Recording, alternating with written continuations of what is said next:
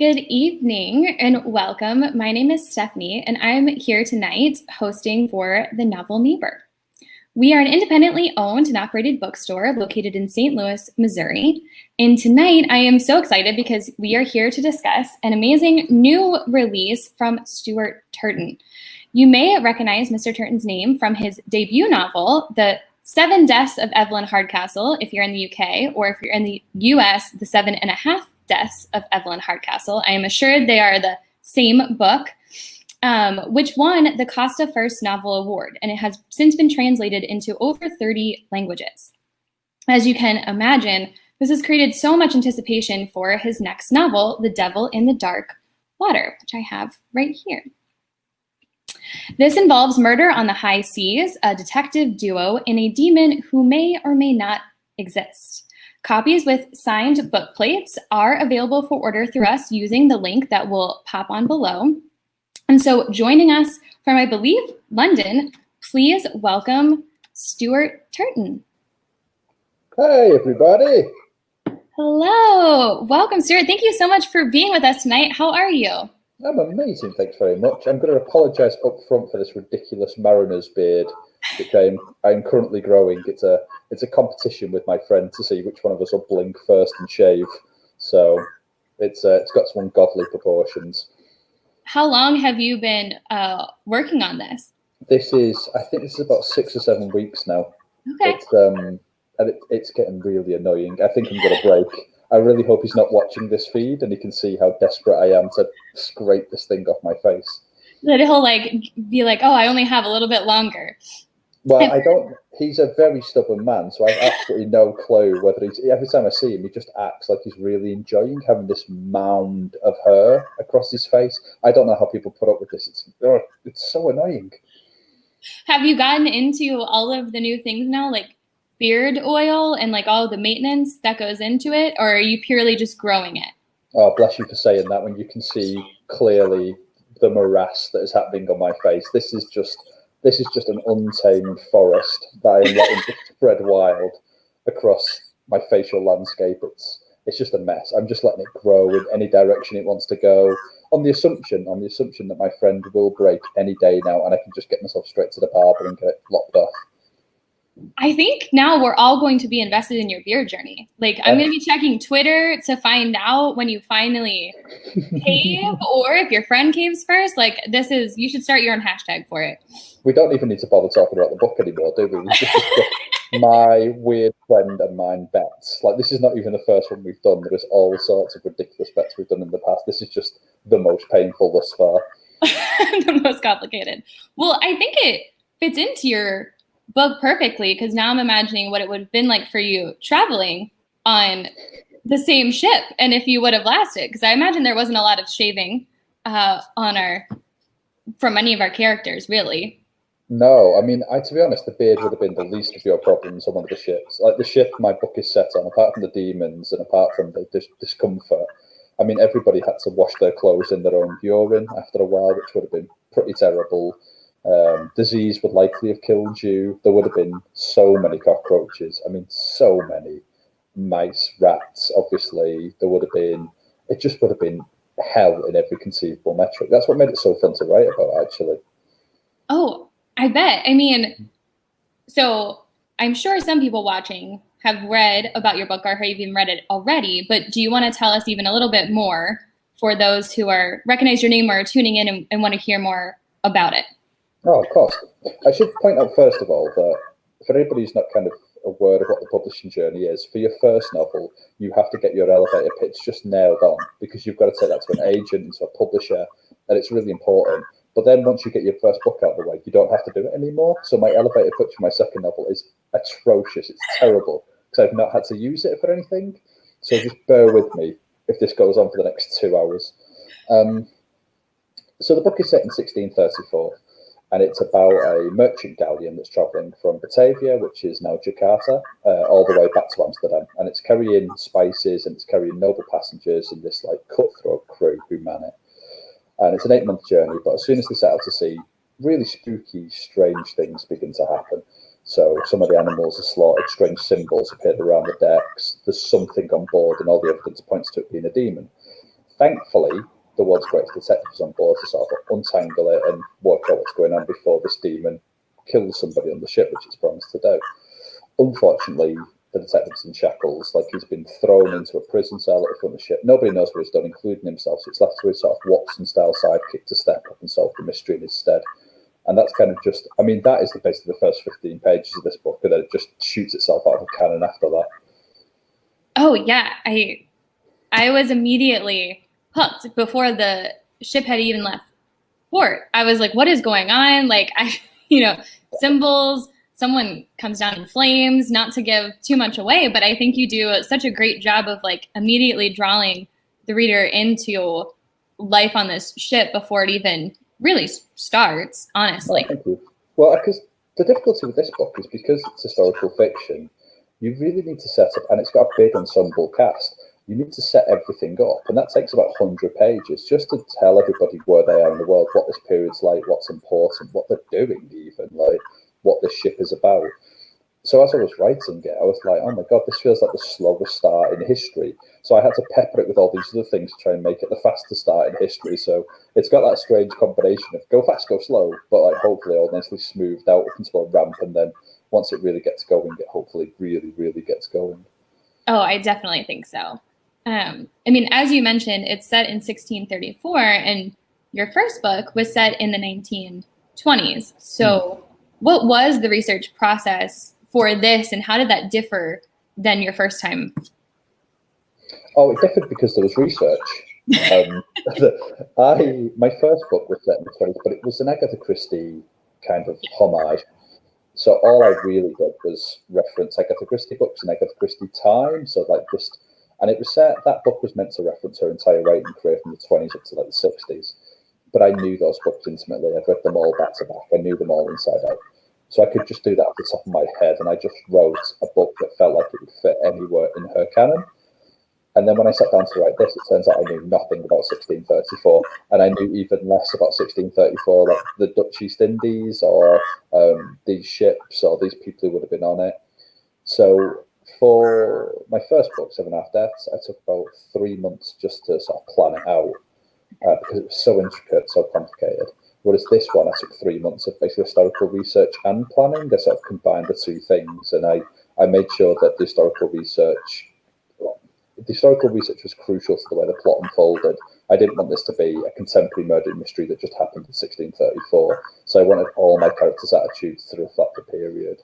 I wanted the boat to be crucial to the mystery, occult, superstition. So I threw myself into all these topics. It took ages, and it was brilliant because there was so much traveling, and I love traveling. So like it was just my hobby come true as my job. Like I got to go to Indonesia, so we went out and we crawled around Jakarta, looking for the old ruins of Batavia, which aren't there anymore.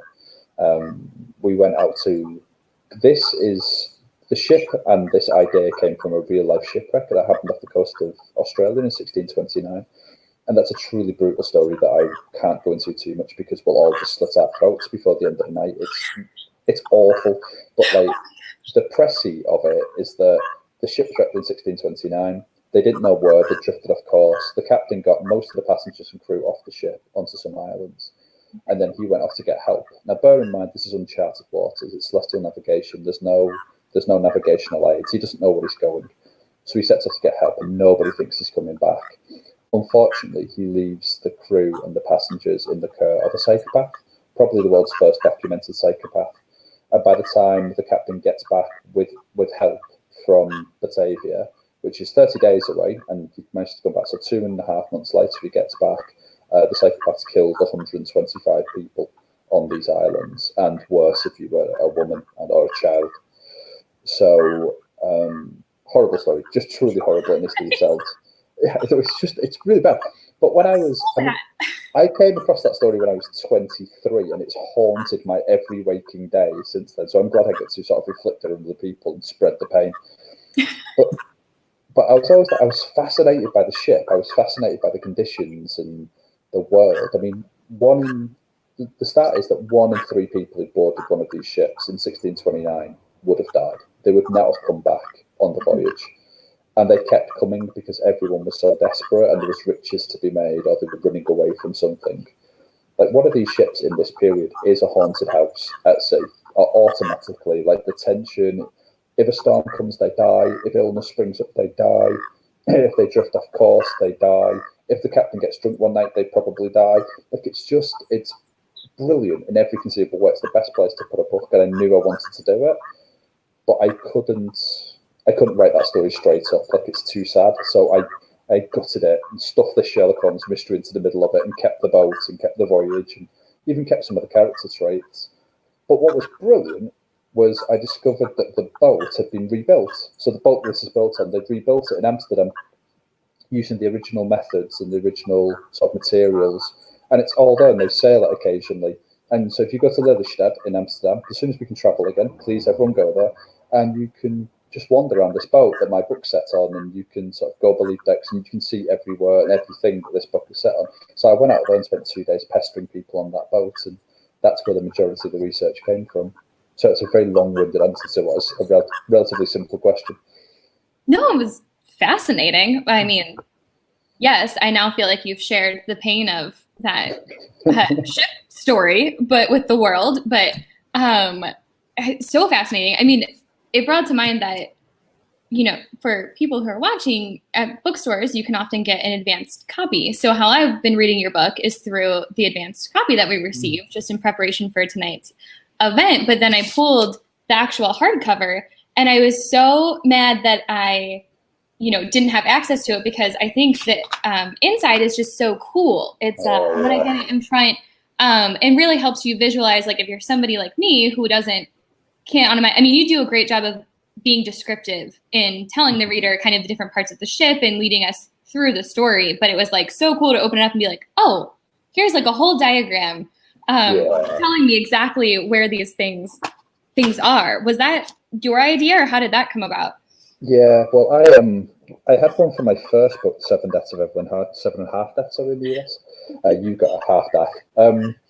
So we had the map in there, and it worked beautifully, because I like to write mysteries that are quite complex. I like to write mysteries with large casts, and I think it's only fair that people.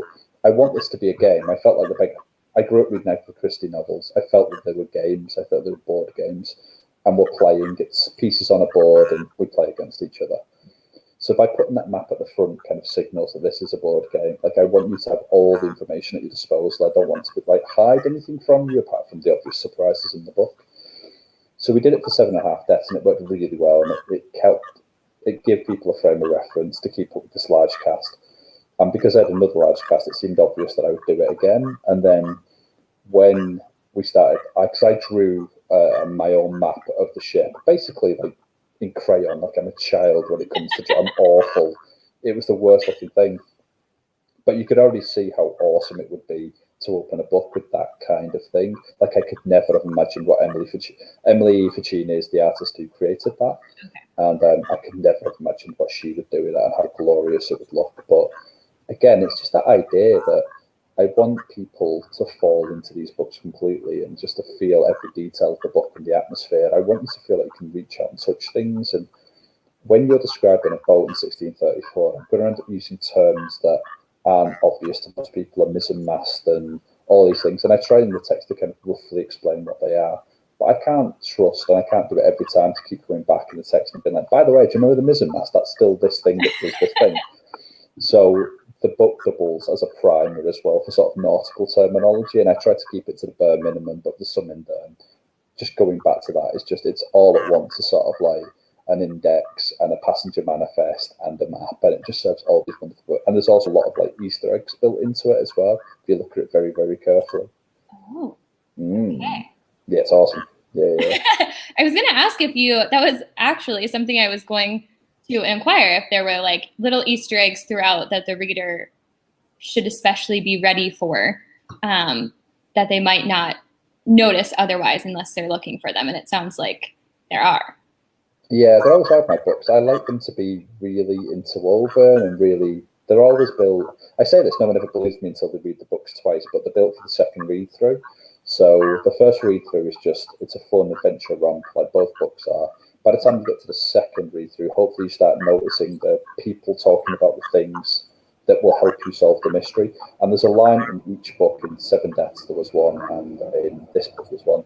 there's basically a line somewhere in the first third of the book where someone tells you exactly what's going on, what this is all about, and why it's happening. And if you just read it through the second through, sometimes some people spot it and some people don't, but it's there. And I think I'll carry on doing that because it's just such fun. I love that. I did not. I will have to go back and read through the first part again and see if I can catch it now that I've finished it. And same for Evelyn. I'm sure a lot of people are now going to be busting open their old copies of Evelyn Hardcastle to find it. Before I ask the next question, I want to remind everybody that who's watching that they are welcome to drop questions in the chat below, and we will make sure that they get asked. Please do. Yeah. I'm very nice. I'm not very nice. I'm mildly nice. I'm okay. I'm fine. I will say, when I was reading one of your bios, it says you can't be trusted because you promised your parents you were coming home every week for like 5 years when you were traveling, right? Did I get that right? Yeah. I told them I was going away for 3 months initially, then 6 months, and I stayed away for 5 years. Like, I just never got round to going home. It was, I felt so bad for them. I mean, to be fair to me, every time I rang them, I genuinely did think I was going to run out of money and have to come home. It just never, and then I'd get like a job. I did a succession of the world's worst jobs for 5 years just to keep myself traveling, to keep myself moving. So if anybody ever wants a list from top to bottom of the worst and best jobs, I can offer that. One of them was a bookstore, right? That can't be too terrible, right? No, and this was the best bookstore in the world as well because nobody went into it. It was like a basement bookstore in a place called Darwin in Australia, and I worked there. I only worked there for about a week and a half or 2 weeks even. While the owner was off doing a conference or something, and nobody came in. So I just sat there in this musty old bookshop reading Terry Pratchett books, as I remember, just one after another. And when he came back, and it was the most devastating I've ever been to leave a gloomy little basement. I was like, oh no, I don't want to go out into the sunshine and carry on traveling. This is my ideal life down here. I'd still be there if he hadn't come back. I was just like emaciated 40-year-old man who'd been there for the last 17 years. I mean, you've lived through COVID-19. That could be that could be just as good. I don't know. He's the best. He's down in that basement right now, being like, I told you guys, I told you it was coming, and he's just surrounded by his books and his cans of baked beans, and he is perfectly happy. Like, he doesn't, I doubt he even knows it's happening. He's just like, nobody came in before, no one's coming in after. He doesn't notice, he doesn't care. But yeah, what would he be the wiser to? So I wanted to ask how you told us a little bit about your research process and setting up this book, but I wanted to ask a little bit more about the characters because, like, I love your duo between both Samuel Pepys and hopefully I'm saying their names right, and Aaron Hayes, right? They're, like, for context, for anyone who hasn't read it yet, they're kind of our little detective duo. Samuel is the one that he mentioned is the detective, but he's trapped in a cell. And so his bodyguard, Aaron, is the one who was kind of training to learn this craft, but has mostly taken on the role of being a bodyguard and just keeping Samuel alive and safe. And now he has to exercise some of this muscle with one of the other main characters, Sarah. So I love the different dynamics that you have between all of them. And how did those characters come about? How did you develop them in your mind? The starting point was that for 7.5 Deaths, I created the vilest bunch of characters that anyone's ever put onto the page altogether. And then, I mean, Game of Thrones, probably, to be honest. Us and Game of Thrones. But I didn't want to do that again. So I didn't want to write another cast like that. I wanted a completely different cast. So, I mean, for the purposes of the novel, the cast of 7.5 Deaths is perfect. It's exactly what it needed to be. But for me writing it, I wanted to go into something that was a bit lighter, and I wanted to explore. This is going to sound really cheesy, and I'm sorry, this is really authorial, but that book was about. The first book's kind of about redemption. It's kind of about, like, you know, your old sins and what you can do to get past them. This book's about love. It's about what we do for love and different types of love between different types of people and how it manifests and what we'll do for that instead. So I wanted basically a bunch of people I could go to the pub with. That was my idea. That, like, all these people would be pretty great. The baddies would be really bad, but at least they would have a viewpoint that was sort of understandable. But overall, that they'd all be kind of funny and clever and witty, and you'd want to hang out with them. And I set about just creating a bunch of people that I liked. And then, so I plan really extensively. It takes me 3 months, as I said earlier, to do my planning, but I do not plan my characters. So there's silhouettes in my plan of people who will do the functions of the plot. But then when I sit down to write them, that's how I find them. And I fill them out as I write them. And then if I get to a point where I'm like, well, this character now wouldn't do the thing that the plot demands, I have to change the plot around them. And that's the kind of way I put my books together. So yeah, I had these vague shapes. I had Sarah, the noblewoman, and sorry to illuminate that, Sarah wasn't remotely this important in my plan for her. She was just one of the suspects, really.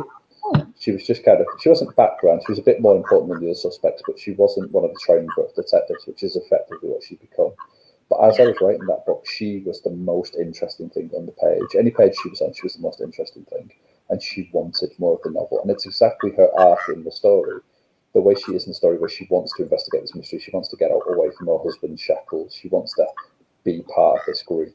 That's what she was like in the writing of it as well. She didn't just want to be a secondary character. She didn't just want to be in the background of all of this. She kept pushing herself forward. And eventually she just got more and more and more and more to do. And it was just an absolute joy. So yeah, it's sort of a weird sort of, I have the outlines of them and then I fill them in as I write. And sometimes that completely changes the dynamics of the novel. I never would have guessed that she was originally not supposed to play as large of a role as she does now. I mean, I love her. I think she is, and I can totally see what you're saying of, as you were writing, she just was claiming more and more of the book, because I feel like she does some very interesting things in moving the plot line forward too. So I'm glad that she arose to such a high place. Yeah. Also, I mean, she helped me rectify a mistake I made in Seven Deaths, which was in that novel. So the concept of that novel, for anyone who's not read it, is about it's an Agatha Christie style mystery in an isolated country house with guests. And every day my detective doesn't solve the case. He wakes up the next day in the body of a different guest in the house, and he has to try and solve the mystery in a different body. But the day repeats. It's always the same day. So he's bumping into past hymns and future hymns, and they don't all want the same thing. It's a very strange book. But I wrote it, and I wrote it meticulously, and I thought about every line and paragraph and chapter of that book with so much thought. And then I went out on the road with it and did the tours to the Q&As and things. And a lovely little old lady just in the crowd put a hand up at one of the Q&As and she's like, "So why doesn't he ever jump into the body of a woman?" I was just stumped. I was just dumbfounded. And the thing was, I just never thought about it. Like, it just never, there was no good answer. There was no philosophical answer. I just hadn't thought about it. It just never occurred to me to do. And that so annoyed me. Like, I'm still annoyed by that. Like, it's a massive oversight, but it's also, it cut off so many great storytelling possibilities for me. Because I want all of my characters in every book, they have to earn everything, every clue, every forward step into the book they have to earn by being cleverer than somebody else, by outwitting somebody, by thinking 3 paces ahead of somebody. And being a woman in this house in the 20s in that book would have been incredibly difficult. Like, you would have expected to be chaperoned around. There would have been social strictures that the men didn't have to obey. And she would have had to overcome those strictures just to move the mystery ahead. So when I got to Sarah, I realised I had this chance to sort of rectify that, because she's under very much similar oppression. Like, her husband, she wouldn't even been allowed out of her cabin in this time, let alone to roam the ship. So she has to overcome ways to even just get out of her cabin so she can go about solving the mystery. So yeah, I put to bed some of my own demons, basically.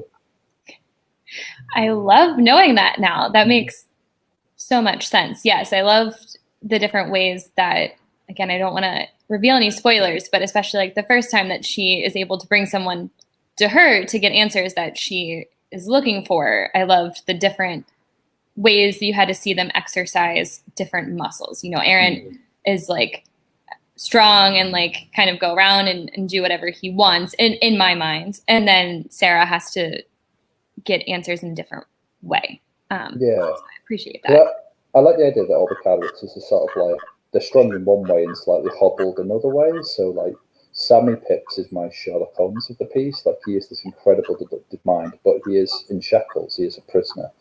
So that great intellect is just whirling around in circles while he's in prison, and that's like, and he's been humbled, Aaron, as you say, is this block of muscle and strength, and he's used to getting his way physically. But in this ship, the ship is tiny. He has to crouch and slouch and sort of worm his way around everyone. He's just like, his strength is reduced to almost nothing. There's very little he can do with it in this space. And Sarah is probably the second or the cleverest person on the ship. But then she is also, because she is a woman on a ship in this period with a husband who's very dominating and very evil, she has to be just clever just to get out of her cabin and go about things. So it was just great to write those relationships and see how they sort of supplemented each other and helped each other out.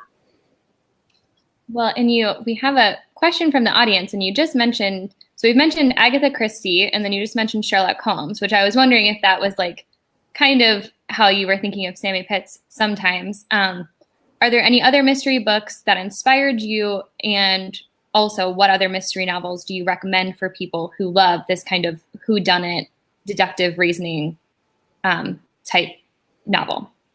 Oh my God, I'm going to be awful. I'm a traitor to my genre.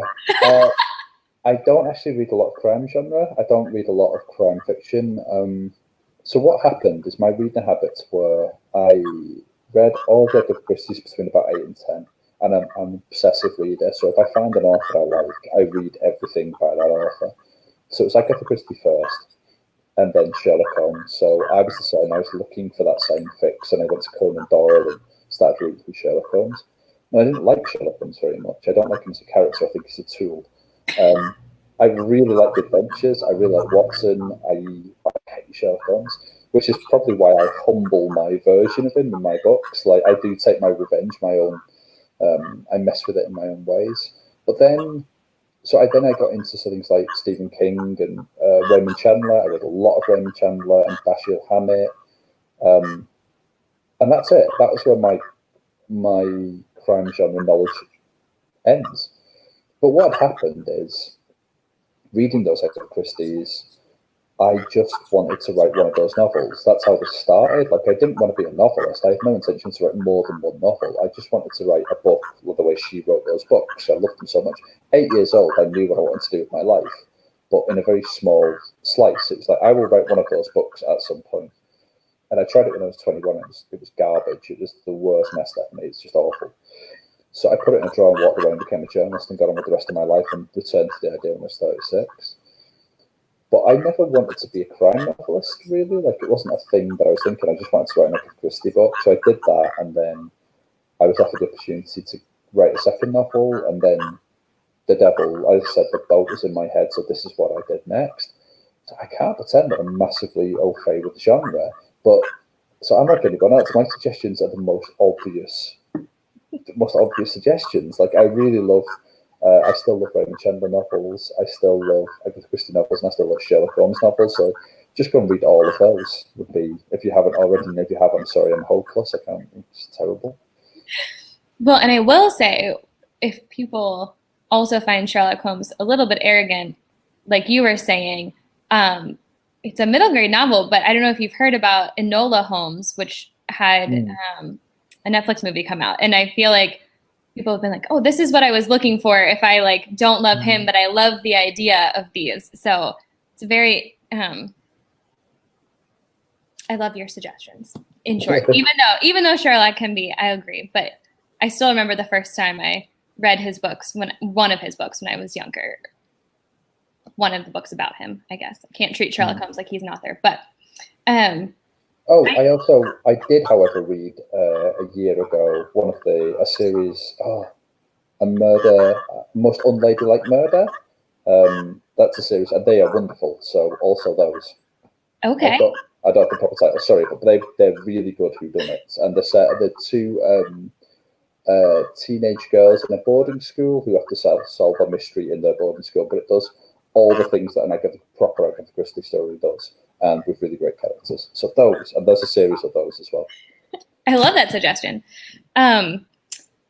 So have you ever thought at any point while you're writing this or since having written it, did you ever picture it being made into a short series or a movie at all? And if you did, do you have any idea who we would want to see casted in any of these roles? Do you know what? Like, I don't. It's a funny old thing. Like, I'm really bad at visualizing my characters.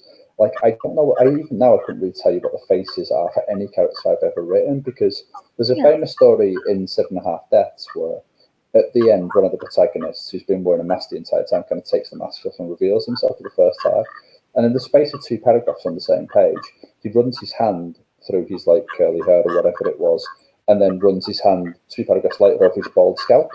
Because and that got through like a succession of edits, because I just don't notice. Like, he could have been bald and he could have had loads of hair. It was just much of a muchness. My characters routinely change eye colour. Like, I feel so sorry for my, my proofread editors and all that, my sub editors, because like I make so many mistakes in terms of how my characters appear, because it's not important to me. Kind of what's important to me is the way they think about things and the way they go about solving this mystery and how they react to things.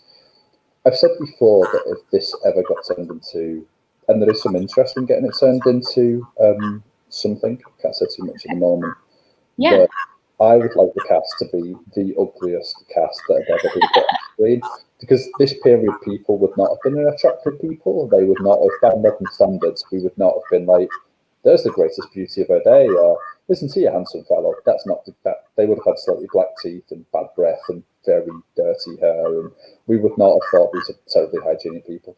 So I would quite like to see very, very ugly people cast in these roles. And I don't know if Hollywood has got a surfeit of these people, so they have to go out and find some unknown ugly people to cast in these roles. But the more the merrier. I would think that would be wonderful. I did think of that, because I think you do such a wonderful job of describing the conditions. And, I remember the first time that you described Sarah's husband and being like, oh, like, and just thinking about, they have a child together, like, and she kind of goes into that, right? And you're just like immediately turned off from it. And it just made me think about how, like, I feel like Pirates of the Caribbean made like a pirate chic vibe that, like, I think sometimes in people's heads when they're reading about anything set on the high seas. And I think you do a great job of kind of removing any, and not that, the cast on the ship are pirates, but you do, I think, a good job of overcoming some of that, like maybe initial picturing of the cast, because it's just, I agree. It's like your pirate cast is like Johnny Depp, Orlando Bloom, and Keira Knightley. Like, you've made a mistake. You've made a very big period mistake there, as far as I'm concerned. Like, we're going to sort that right out. We're not having any of that. Like, my Aaron Hayes, my Watson sidekick, is just a hulking, scarred brute with bits missing. And Sam is described as being a very handsome man, but even when you meet him, he's got lice in his hair and all sorts going on. And that is, again, it's a joy to write those characters. I particularly don't want to write, I don't want to write usual characters inside or out. Like, as I say, I don't really think about what they look like outside, but I don't want them to be, that was a pretty woman or that's a handsome man, unless there's something behind it, like it's been used in some way that is almost a weapon. So when I do have 2 very beautiful characters in the book and they use it as a weapon, they use it to get what they need in the society. So I always want to sort of deal with the ramifications of your appearance. If I'm going to mention your appearance at all, it has to be consequential to the story. We have a fan who says, normalize ugly pirates. So they are agreeing with yeah, on board. Yeah, that's what we do. The new Pirates of the Caribbean movies, I mean, by this point, with Johnny Depp, we could probably get away with it anyway. Is that harsh? Probably, who knows? He's not the glorious man he once was. Just scar him up a little bit and it'll be fine. Just going back to how you construct your plots, someone would like to know, do you know how the story will end, or does that unfold as you're developing it? No, I always know. So I don't start writing a word of my books until I know from page 1 to page, whatever, 520, how it'll end. I have a really weird process. So I plan the books meticulously, and I do that usually on an Excel spreadsheet. So chapter 1, chapter 2, chapter 3, and I have on my Excel spreadsheet what happens in that chapter, what the crucial bits of information are that are takeaways, and then how that affects the characters going forward. And then I have a separate document, which is what the characters suspect and what's actually going on, because that's the hardest thing for me to kind of track what the characters think is happening rather than what is actually happening, because red herrings are such a massive part of the genre. But once I've done all of that, I then internalize it, and it's my only skill in this world is that once I've internalized that document, I never need to look at it again for 2.5 years. I just will not go back to the planning documents, and then I write out of chronology. So I'll just write chapter 2 one day, like chapter 15 the next day, chapter 47 the next day, depending on what my mood is. Like I just know what all of those chapters are and how they interconnect. And if I need to make changes because my characters have changed, then I do that on the fly because, again, all that planning is kind of internalized at that point. Which brings us back to the first year of the book. It was the first year of my daughter's life. So she was born a month after I started writing this book, and I finished it 2 days after her second birthday. And anyone who's ever been near a baby knows that you can't hold any information on your head, let alone complex plot information for the first year. So if you're anywhere near a small child, do not use this method of planning. Just from my experience, I beg you, don't do it. It won't work. You'll write nonsense for an entire year and have to throw it all out. And that's what I did. I ended up throwing out. I wrote 170,000 words and kept 17,000 of them because I wrote so much nonsense. Just 2 hours sleep a night, words. This is fine. That's fine. I've done my words for the day, and then go and tend my baby. Did you realize that before you turned it in, or did your editor have to? Okay. No, I realised because I was just aiming at the deadline without really thinking about. I was so preoccupied with writing, not screwing up my second novel, because the first novel, anyone's first novel can be a fluke, and the second novel is your career. The second novel is where you're like, yes, I can do this. I can do this more than once. I have different ideas. So I was so preoccupied with just hitting the deadline and getting my second novel out that I wasn't really thinking about, actually, is this the right thing to be doing? Maybe what I should do here is just be upfront with my editor and be like, nothing's going to get done for 6 months to a year here. Let's just like push the release date. Because to put it in perspective, I missed 5 deadlines on my second novel, five, and just flew past every one of them. The release date got pushed back from last summer to now. That's how late it was. And if I'd known what a baby was like, I just would have built that in, just been like, look guys, I'm going off to do something incredibly silly, and I can't do a second incredibly silly thing at the same time, so I'm just going to stick to the one incredibly silly thing, and I'll see you guys in a year. Yeah. I mean, I think there's a lot of parents who can relate to that statement. I am so sure. We think we can do everything. So is the 3-month planning process that you go into, it sounds, at least when you talk about it, it sounds fascinating and like you're working through this, your own mystery. Is that the most enjoyable part of your artistic process, or is it actually not something that you enjoy doing and it's a means to an end? Oh, it's the only enjoyable part of the artistic process. I hate writing. I should preface this by saying I recognise it's a privilege to do what I do, and there's a lot of people who want to be doing it, and I understand why. But for me, as a personality, with my disposition of sitting down at a computer for 8 hours a day and writing is not the most natural thing for me. Like, I like being outside, I like chatting to people.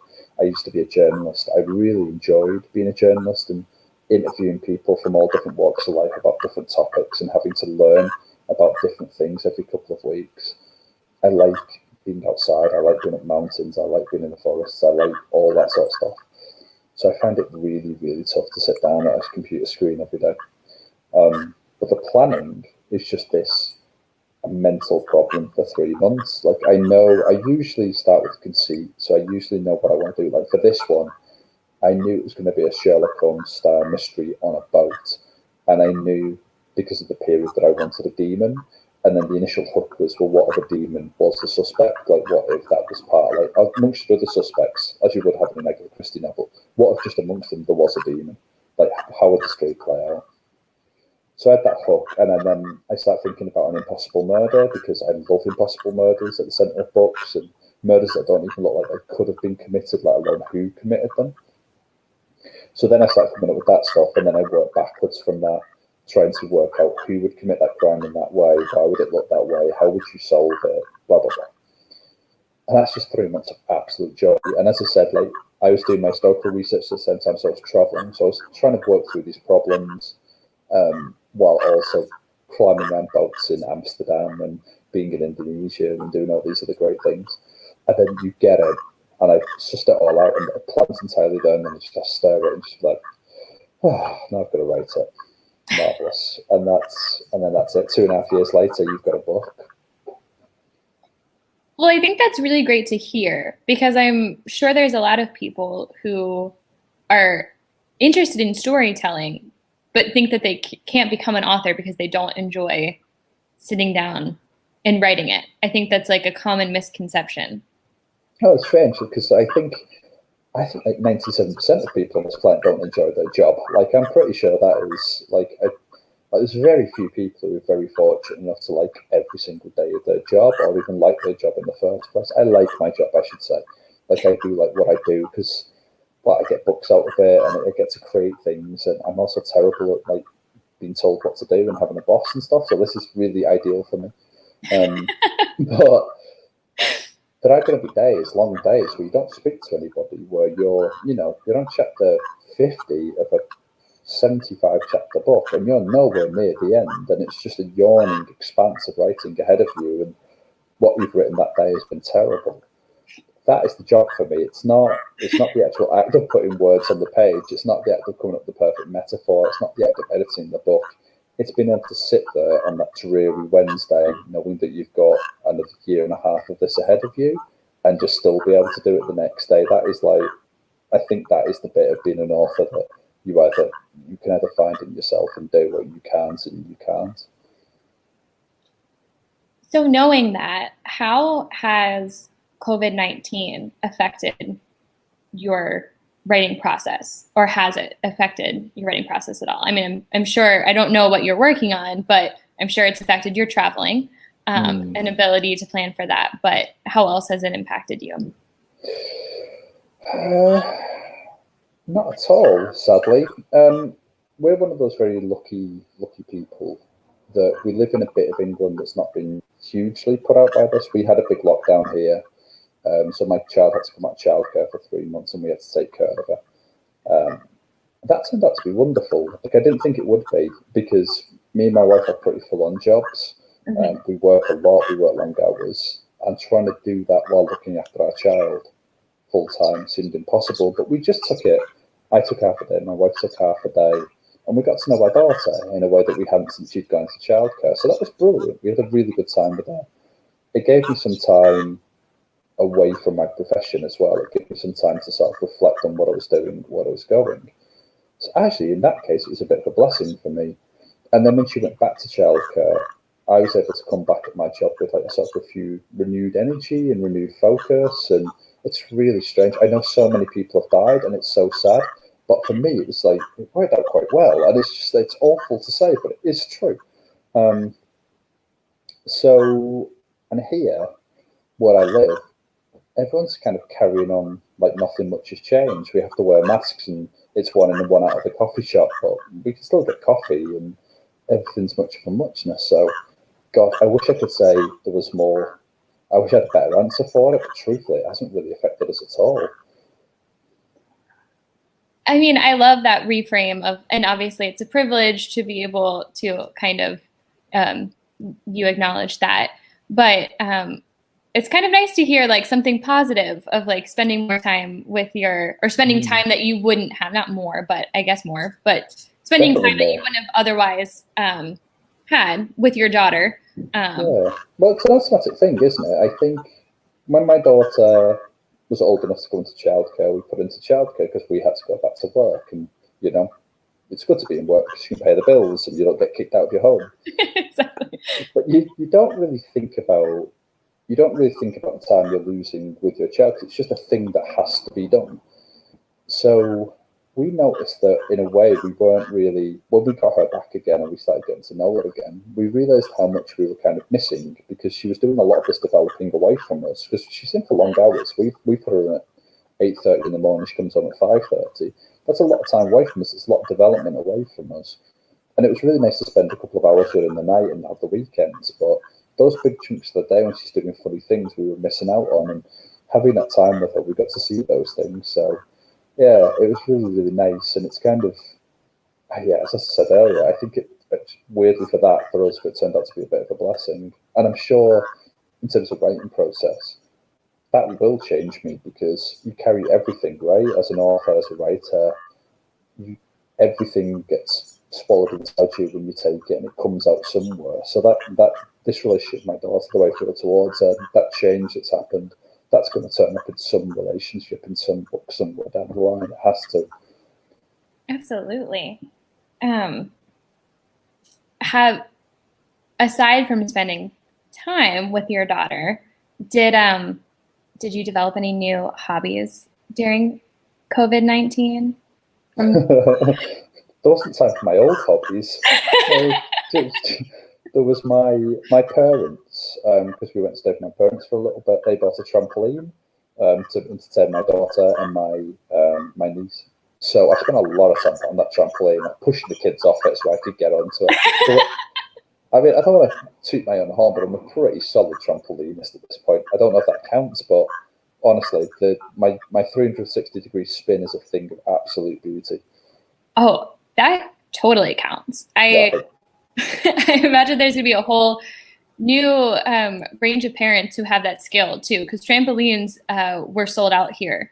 You couldn't buy them initially. I think back in like May and June, they just were totally unprepared for how in demand they would be for the summer. I know, same here as well. Like all those things, it was strange. During the right in the middle of the lockdown, I spilled a cup of tea all over my keyboard, and I bust it completely, obviously. And then I went to replace it and just couldn't, because all the keyboards are sold out, because everyone was working from home.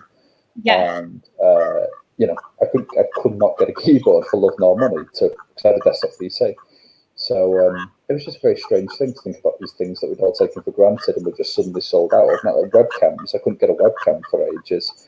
So I was doing all these virtual events for the book on my tiny little pinhole camera on my laptop, where it makes your face like this big and you're like miles away from it, and it's looking up at your chin.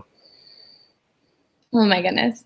Yeah, we've had, yes, I think the current run here in the US is my friend has been trying to buy a hot tub to make it through the winter. And the person laughed at them the other day when they called and asked when they could get it delivered. I want to go back to something that you said earlier. You discussed that you were only planning to write one book, and now you've written two. Where did that change happen? And I hope this means that we're going to get more, that you're going to keep writing. Is that fair? Yeah, completely.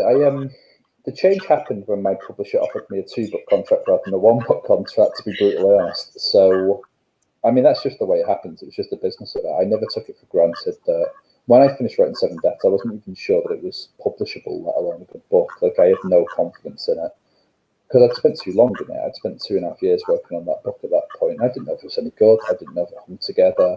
I knew it was a good idea. I didn't know if it actually worked in terms of the storytelling and what I was doing with it. I would never have presumed at that point that anybody would even let me write a second book, even if I'd wanted to. So obviously when it goes to a publisher and you get an agent and all the rest of it, and they like it and they see things for it, at that point they were like, right, we're offering you a 2-book contract. Would you be interested in that? And you're not going to say no, because it's a wonderful privilege to get to work into this, to be an author and tell those stories. And now I've just been handed another 2-book deal with my UK publisher, so I'm in this for another 2 books, and I've got really exciting ideas for my next 2 books. So, but it's me. God knows where I'll be in, because it takes me so long to write books. It takes me about 2 years. So that's 4 years of my life now, like sorted and planned. And I've never, ever sorted and planned 4 years of my life in my entire history. I've never kept a job longer than about 7 months. So this is insane to me. It's bonkers. Is there any teaser that you can give us about what you're working on, or is it all completely on lockdown? No, because I don't want to lie to you. And if I told you, it might change so radically between my idea for it right now and what it actually becomes, that I would feel like I'd lied to you, Stephanie, and that feels like it would be terrible, and I don't want to do that. The only thing I'll say about it is that I'm terrified of it as an idea. And I was terrified of 7 Deaths, and I was terrified of Devil when I started. So that seems to suggest I'm in the right ballpark for ideas. I don't know. When I think about what I'm trying to do, it makes me smile, and then my heart starts beating really quickly, because it's so It might be. It's nuts. It's completely nuts. Are you in the 3-month research process for it right now? Okay. Yeah. So I've slightly broken the tradition for this one because what's said about being spoilers. The conceit is so wild that I kind of almost had to write something as proof of concept. So I've written something. I've written about 7,000 words just to prove to myself that it will work. The storytelling and the angle will work. And now I've gone back to start planning it out. So I'm near the end of the planning, but the plan and the storyline looks pretty good, I think. Really enjoyable, a lot of twists and turns and a lot of good stuff happening. But as I say, there's no characters in that, so I haven't found my characters yet. So I'll have to go back and start writing it and discover who these people are. Well, I cannot wait to hear more about it. And congratulations on another 2-book deal. Thank you. 4 years of your life planned and sorted, as you said. I did want to go back. I had a question from somebody that I missed. So it's kind of returning to an earlier thing we talked about, but kind of sticking with the same idea that you've not known what you were going to do for any 4-year period of time. What was the worst job that you worked? Cleaning toilets in a private airport. It turns out that very, very rich people, I don't know what they eat on a nightly basis, but when they use the lavatories, they really use the lavatories, and they are. It was not pleasant. It was not a happy time for me. It was not. It was the most enthused I've been about waking up in the morning and going to a job. I think I lasted 4 days at that job. It was horrific. Oh my gosh. Nothing I've ever experienced in my entire life. It was terrible. Do you think that'll ever make an impression in one of your books? That experience? I never hated a character enough to put them through that, and I can't say. And I wrote 7 books and really hated some of the characters in that book. So if I didn't do it to one of them, I can't imagine who I'd possibly do it to. But I would like to contrast it by saying that the best job I ever had was that I worked on a goat farm in Australia, and that was glorious. And my job was to ride around on quad bikes, 5-inch shotguns into the earth to scare off camels, marauding packs of camels that maraud through the outback and would trample the goats and the fences surrounding the goats. And that was my job. And I did that for about a month, and it was the best job ever.